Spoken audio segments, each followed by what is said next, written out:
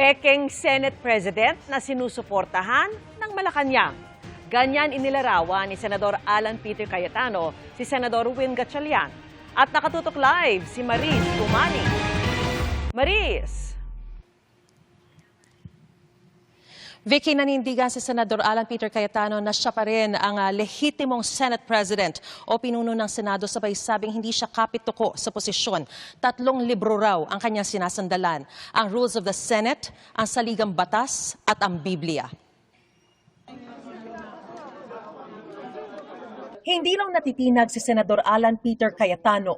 Anya, siya pa rin ang Senate President hanggat walang 13 boto na makukuha ang grupo ni Senador Win Gatchalian. Sino legitimately elected Senate President? Nasa harap niyo. But I have to assert my authority as Senate President. Now, it's up to the employees ng Senate sa konsensya nila. Kasi alam naman nila kung sino sasabing totoo. So now, it's between power and truth. Sino ang susundin nyo?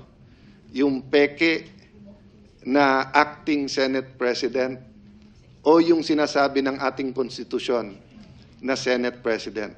So Malacanang, yun lang advice ko sa inyo. Hintayin nyo na maka-13, tawagin nyo yung special session. Sabi ni Cayetano, panay daw ang meeting ng 11 senador na nasa paksyon ni Gatchalian sa Malacanang. At paniwala ni Cayetano, coordinated nga ang nangyari kahapon na pagbakante ng lahat ng posisyon sa Senado, kabilang ang Senate Presidency at chairperson ng mga komite. Senator Jinggoy told the Senate media, di ba? At the right time, susunod na kabanata, ilalabas sa inyo yung ebidensya ng mga tumatawag sa kanya, at least 3 o baka 4 silang tinawagan. Etong 11 nagmi-meeting to with Malacanang. Etong kahapon na nangyari, coordinated yan. Kaya sabi ni Cayetano, hindi raw sila patitinag. Ang grupo niya anya ang totoo. Kaya magkakaroon pa ng anyay Blue Ribbon hearing ulit.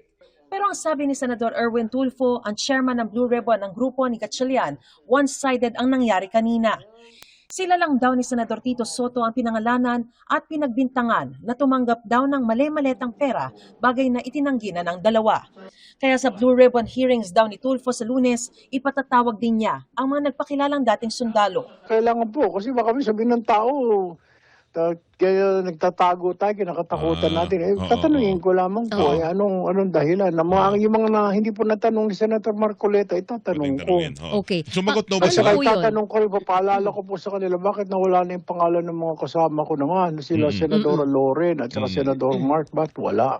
Natanong din si Cayetano kanina kung bakit nilaktawan sa affidavit ang pagdala raw ng maleta ng mga dating sundalo noong taong 2024 kina Loren Legarda sa bahay nito sa Makati City at sa bahay ni Senador Mark Villar sa Las Piñas noong taong 2022.